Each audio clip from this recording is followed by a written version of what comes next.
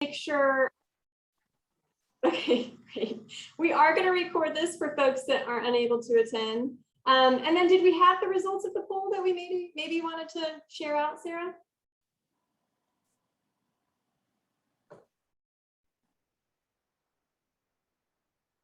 Wow. Oh, very interesting. So that's great to know. Really, thanks for doing that poll. Really gives me a sense. Not very many people are deeply familiar with solidarity economy, which is great. Yeah, so I'm going to talk about solidarity economy, but you can go to the next one. We're going to start actually by talking about capitalism, because if we're talking about a transformative vision, if we're talking about system change, it's important to understand the current system. So I want you all to do this little thought experiment. Take a moment, maybe close your eyes if you want to. Think a little bit about capitalism. What does that mean to you? Think about, what does capitalism mean to you? And after a couple seconds, if you either can go to that link, which is in the chat, or you can use that QR code if you like that. So either the link in the chat or that QR code, that will take you to this Mentimeter. And it invites you to type in, I think, a maximum of 5 words, I think is the upper limit, answering this question. What does it mean to you? Capitalism, what does it mean to you? Hopefully folks have that, either the link or the QR code. And if we think that's the case, folks will have, we'll just do this for a couple minutes.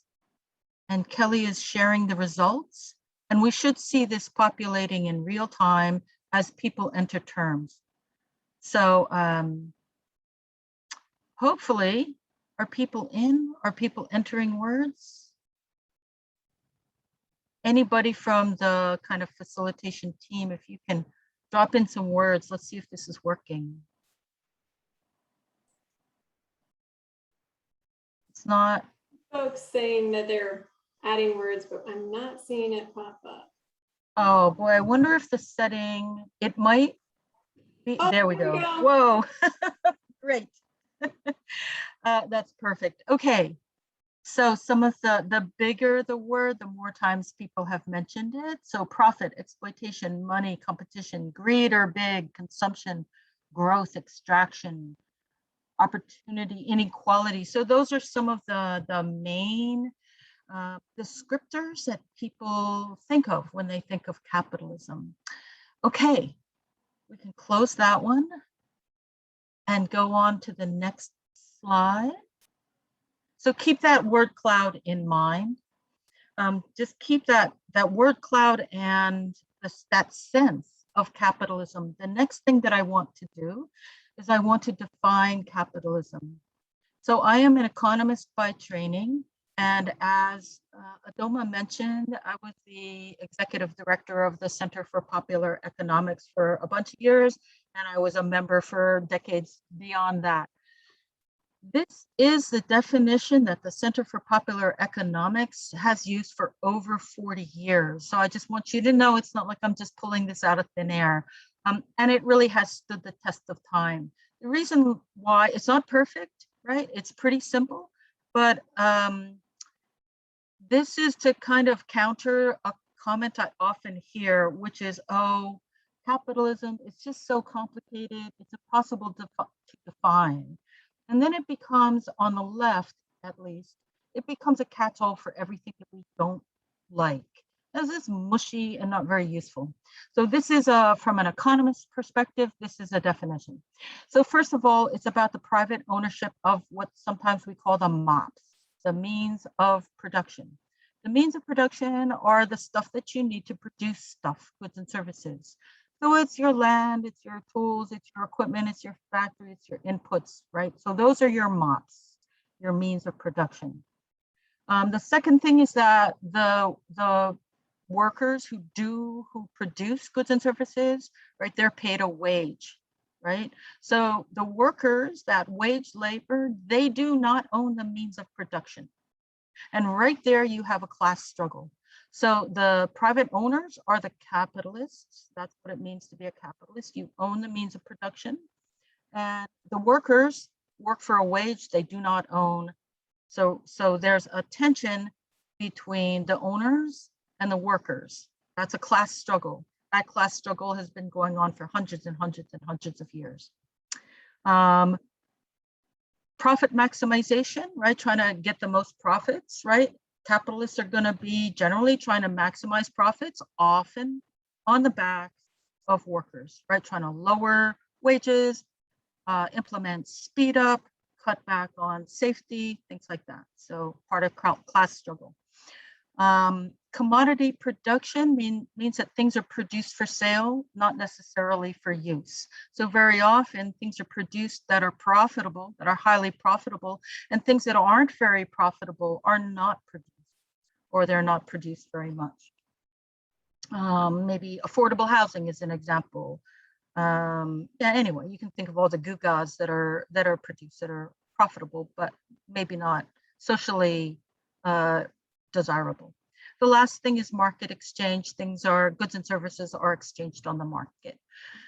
Supply and demand through prices and all of that. So those 5 characteristics define capitalism. One example of something in a practice that is not a capitalist enterprise is a cooperative. So that's my day job. I'm a co-op developer. I've heard people who are working in a worker co-op say, yeah, we're a capitalist business. That's actually not true, right? What does not hold in a worker co-op? The workers are the owners. So that's separation between the capitalists, that private ownership of the MOPs, and the workers. That does not exist in a worker co-op. The workers are the owners. So it is not a capitalist enterprise. Okay. So keep that definition in mind. Let's move on. Okay, why does it matter? Why am I talking about capitalism? So a lack of clarity about what capitalism is can easily lead to just reforming and thereby strengthening capitalism. So for example, the New Deal coming out of the Great Depression, it actually saved capitalism. It was a time of great social unrest. There were broad social movements, Socialist Party, Communist parties that were pushing to move beyond capitalism. And the New Deal really stole socialist ideas, policies, and wrapped it up in a way, right, and implemented reforms, which I think were good reforms, right? But it saved capitalism. It made capitalism a little bit more humane. It's helped to stabilize capitalism. So it's important to know where you're heading, right? Where you're heading. Are you trying to reform capitalism and strengthen it? Maybe make it more humane, right? That's one position.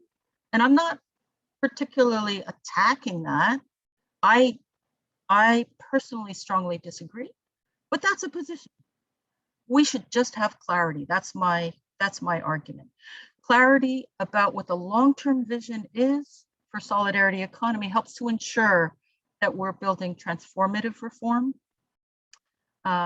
or sometimes called non-reformist reform. So an example is when we think about the Green New Deal, there's a way in which Green New Deal supports this sort of the status quo, just makes for a cleaner, more sustainable environment, right? But it doesn't change ownership structures. It doesn't really change power, the power imbalance, right? And then there's a model that would that would align with solidarity economy, where ownership is democratized, and power is more distributed. Sustainability is front and center. Equity is front and center.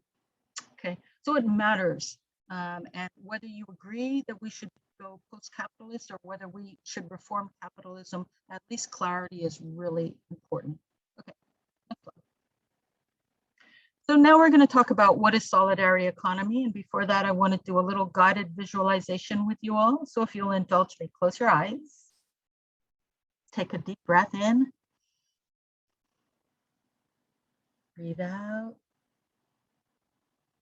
And imagine that your vision for a just and sustainable world has come to pass. Breathe in again. What do you smell? What do you hear?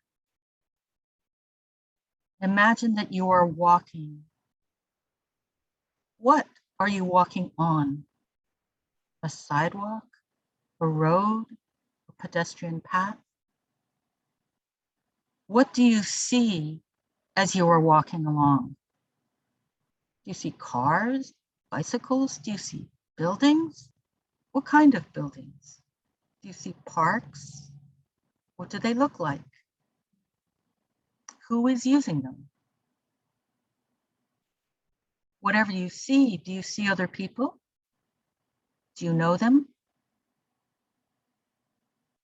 You arrive at your destination. And what have you come here to do? To work? To visit? To volunteer? To shop? What are you doing? Okay, deep breath in. And as you exhale, open your eyes. And hold that vision in your head. And let's go to the next slide. This is the same link. So if you still have the link to the word cloud to Mentimeter open, all you have to do is refresh your screen and you should see a new question. So same exercise. Keep that vision in your mind's eye and answer what values underpin your vision of another world. So again, you can, if you closed it, you can go back to that link or use that QR code and you're answering the question, what values underpin your vision of another world? Oh, if it's still giving the first question, Kelly, you need to advance. Yep. Try. So anybody who's right, there you go. Refresh your screen if you're in Mentimeter and you should see this new question. What values anchor this vision? So type away, we'll give you a couple seconds and it should populate like the other one. Oh, you're still seeing the same question? Oh no, that's funny. Huh, did you refresh your screen?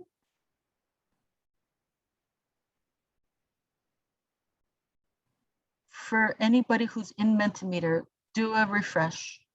Even after refreshing, darn it.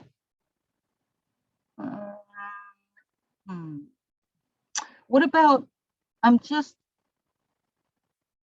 Kelly, try refreshing your screen. I don't think that'll make a difference, but just try. Okay, folks, try. Capitalism foils us again. We can just put it in the chat a little bit. Yeah, we can do that. That's too bad. That's too bad. It's a mystery. Okay, so let's see what it says in the chat. Equity, ha ha ha.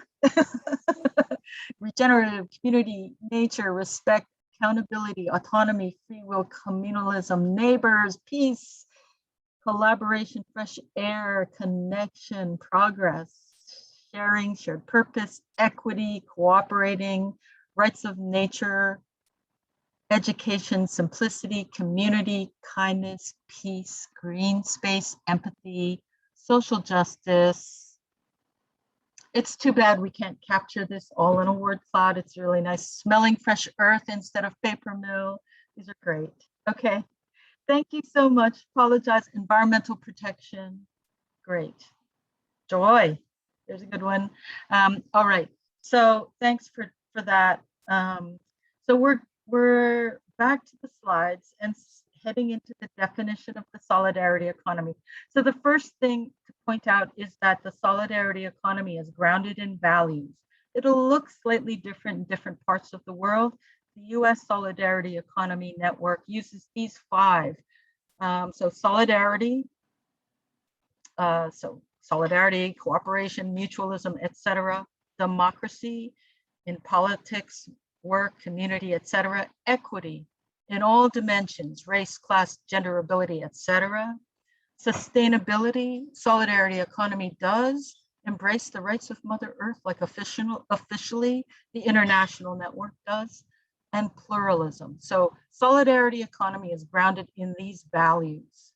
And if you think about all the values that you saw in the chat, and if we did a mapping, you would see that they align pretty well. Next slide. So here's the whole kit and caboodle definition. So first of all, let me say that this definition is drawn both from the US Solidarity Economy Network as well as REPES, which is the International Solidarity Economy Network. REPES did a 2-year international consultation to develop what is our common definition of solidarity economy. So this draws on that. So number one, it is a framework. It's a framework. It's a framework that connects solidarity economy practices and practitioners and people in the movement. So it connects solidarity economy practices and people that align with solidarity economy values that we just looked at, right? And let me pull out pluralism. Because I didn't talk about that yet. So pluralism means it's not a one-size-fits-all model, right? We believe that there are many roads to get to a more just and sustainable world. So all of this framework connecting all these practices that align with values, and it all articulates a post-capitalist world. So this is important. Anybody working in a solidarity economy framework is taking a position that capitalism, no matter how much we reform it, no matter how much sort of socially responsible capitalist examples we see, it's never really going to get us to that more just and sustainable world. We really need a fundamental shift. So that's why solidarity economy is post-capitalist in its world. Again, I just want to emphasize, we're not like demonizing people that believe that we can get there through reforming capitalism. We're just very clear that we, operating within solidarity economy, don't believe that we can get there through capitalism. So solidarity economy is also a global movement. Just some examples. We already mentioned REPES, the Intercontinental Movement, the International Labor Organization. If you're familiar with that, it runs an annual Solidarity Economy Academy. There is a United Nations task force on the solidarity economy.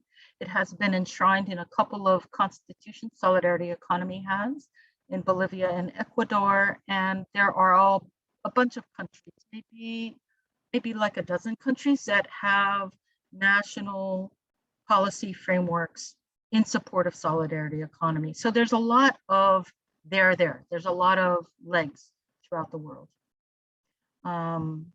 Okay, let's go on to the next. So just an example, like, so what would solidarity economy look like in your life, right? So maybe instead of capitalism, you're living more within a solidarity economy context. And so then instead of a police state, we have transformative justice.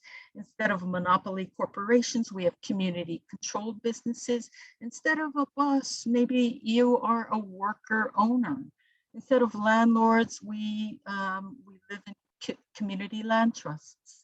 Instead of banks, we have credit unions. Instead of representative democracy, we have participatory democracy. Again, instead of landlords, maybe we have tenant unions. So it's just to kind of maybe stimulate your imagination. Let's go to the next one. So this is just some examples of solidarity economy practices that exist in all economic sectors. Lots of ways you can arrange this, right? As being trained as an economist, I think in terms of these sectors. So production, reproduction, things like worker co-ops, DIY, right? If you're producing for yourself, do it yourself, right? If you're producing for yourself, that's a form of production. Community gardens, skill shares. And I do want to pull out here unpaid care work, right? So this is something that probably almost all of us participate in, whether you're taking care of your children or your parents or your neighbor or your siblings. This is something that solidarity economy would embrace as a valuable economic activity. If you had to pay for any of that, it gets very expensive. Think childcare or elder care. And many of us do that. It's not paid, but it's still a valuable economic activity that should be recognized and supported. So distribution and exchange examples are social currencies, like local currencies or time banks, fair trade, some forms of fair trade, because Walmart has its own brand of fair trade too. We wouldn't include that. Mutual aid, for example. Under consumption, so what are collective forms of consuming things? So community land trust, you have collective ownership of the land. And you collectively, there's some collective governance of the community. Food co-ops are an example. Under finance, credit unions by definition are a form of cooperative. They're a financial cooperative. So peer lending, community loan funds, etc. Under governance, examples like participatory budgeting, that's really growing a lot, community governance, things like universal basic income. And the last thing I want to pull out of this sector is that many of us would say the public sector, the state, even though it has largely been captured by the 1%, right, corporate interests, in theory, the state is meant to serve the good, right? The common good, right? That's the whole idea of the state in a democracy. And so it's a contested terrain. If we can reclaim the state, I would certainly think of it as being part of the solidarity economy. And certainly some things within the public sector are keepers. For example, public schools are probably a keeper, public libraries, public parks, etc. Okay, so those are some examples. I hope you can relate to some of those. So I want to go back to the pluralist thing, that there are many, many paths to getting to a more just and sustainable world. So solidarity economy is a very big tent. We believe that another world is possible. And in fact, the foundation, if you think about all those examples, right, the foundation is there. There's lots to build on. There are many paths. I know that there was a question already that came through about how does solidarity economy relate to the circular economy? You'll get a copy of these slides and you could dig into this diagram and see all these things. Like it does include things, I'm not sure it actually says circular economy, but it says other things like donut economics and this, that, or the other. Solidarity economy is a very big tent. I would say, to me, the circular economy really focuses on that closed loop. It's really about sustainability and an ecological approach. It does not particularly lift up equity nor democracy. So one thing that I think is important about solidarity economy, it is multifaceted from the get-go in its values. It isn't starting with sustainability and then adding on other things. It's staying from the get-go. We have to think about democracy and equity and sustainability and cooperation, solidarity, and pluralism, right? So from the get-go, it's multifaceted. So some of these examples, if you were to explode that diagram, you'd see that it's not solidarity economy. It could possibly fit under the tent, but it depends a lot. It depends a lot on what their approach to capitalism is. I know I'm pretty much out of time, so let's go maybe quick. Oh yeah, so I think this is my last slide. YSE, I think I'm just summarizing. It's a world in which many worlds fit. It's a big tent. It's pluralist. It's not dogmatic. It's clearly defined in terms of being post-capitalist, and it has all these intersecting values. It's also a growing global movement that is grounded in real world concrete practices. And the next exercise will give you a chance to look at some of these concrete practices. So I think that's it. Is that right? Let's go to the next slide. Oh, the imaginal cells. I don't think we have time. Maybe later for Q&A, I'll share this metaphor with you all. It's a nice metaphor for thinking about solidarity economy, but I think we should jump to the stepping stone exercise. Okay. Great, thank you. Oh. Are you doing this part? Oh, yeah. Yes, please. Sorry, please. I'm so happy. No worries, no worries. Thank you so much for that, Emily. That was so enlightening. Before we move on to the next section, I'm going to ask Sarah once again to open up the poll. So for those of you who might have joined a little late and didn't request a certificate for continuing education units at the beginning, this is your chance. And as Kelly mentioned before, completing this poll allows Kelly to do the paperwork for you after the event. And so I'll leave a moment there. So our next activity will be the Stepping Stones activity, in which we will split into small groups to review different examples of the solidarity economy in practice. In your groups, we ask that you please read and discuss the examples that we'll share, choose your favorite as a group, and assign one person to report back to the main room using the chat function. We ask that you be respectful of other participants and be open to hearing and sharing new opinions. You can find more about the small group agreement in the chat. Also in the chat, you'll be able to find the link to the slide deck with all of the different examples.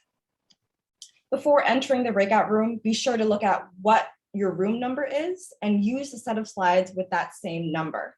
If you are watching the recording back, you can access the slides in the resource list. Thank you so much, and feel free to use the Ask for Help function if you have any questions. And I will send you into the breakout room. Sarah, could you stop the recording, please?